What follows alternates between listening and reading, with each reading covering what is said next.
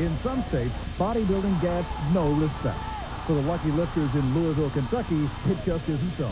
The Kentucky Derby Festival includes a bodybuilding extravaganza as one of the community events surrounding the most prestigious horse race in the world.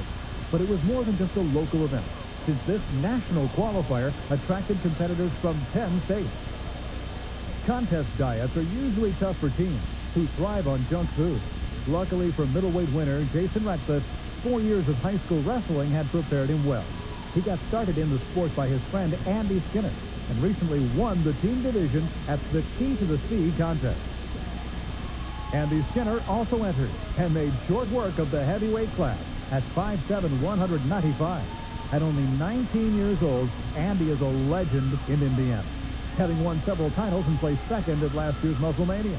In addition to being a respected bodybuilder and trainer, he's also a National Merit Scholar and a freshman at Ball State University. Winning the mixed pairs division was Jesse and Barbara Matheson.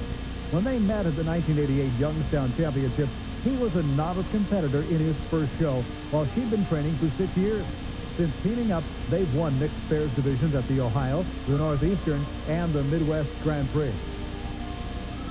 15 years ago, Jerry Schwenker decided that 120 pounds was far too light for a man to weigh and started hoisting iron. Since then, this insurance claim representative has won many titles in Ohio and has become a threat within the National Masters division. Jerry's wife, Vanessa, won the women's lightweight class with a mere 3 years of bodybuilding training. Luckily, her husband shares his 15 years of training wisdom with it.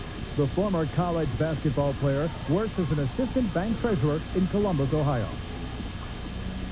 If you follow powerlifting, you'll recognize Rachel Mathias, world and national powerlifting champion, as well as a record holder in the bench press.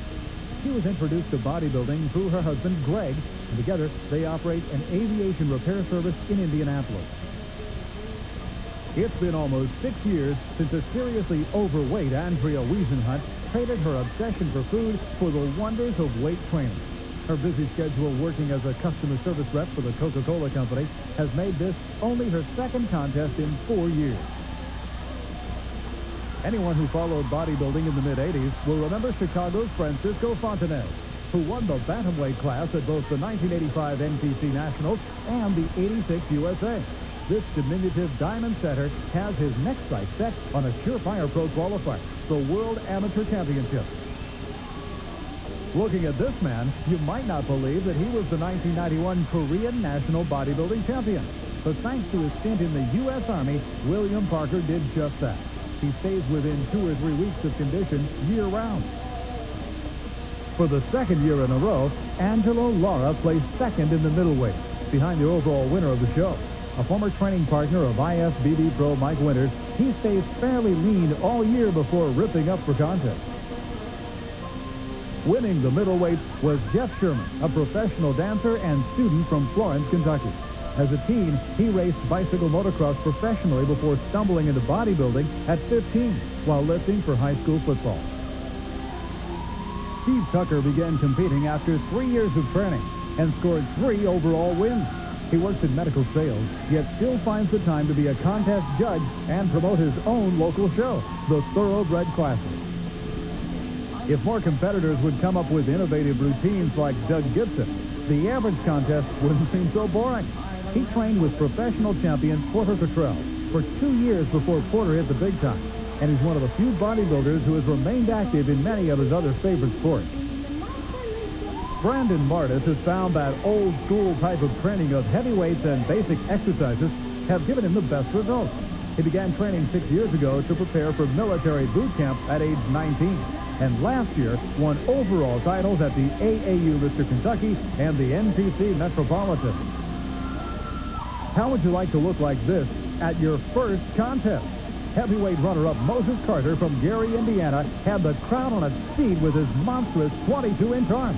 His inspiration comes from his 3-year-old daughter, Brianna.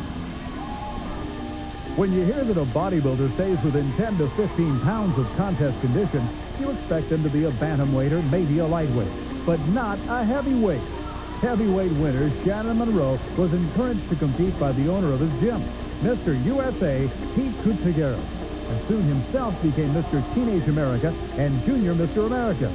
Working as a trauma team respiratory therapist, Shannon has made a habit of disproving the myth of the dumb bodybuilder. He's impressed the bodybuilding media enough to convince him to make the big move to Muscle Beach. California, here he comes. For the second year in a row, a middleweight made the bigger men unhappy by scooping up the big overall trophy. Jeff Sherman's next goal is to bring up his upper body and hit the national scene. In the bluegrass stage, bodybuilding continues to gain respect and prominence, thanks to promoter Walt Oscar's Kentucky Derby Festival Bodybuilding Extravaganza and the many competitors who each year make it a success. For Muscle Magazine, I'm Chris Adams. Raise him up. Let's do it.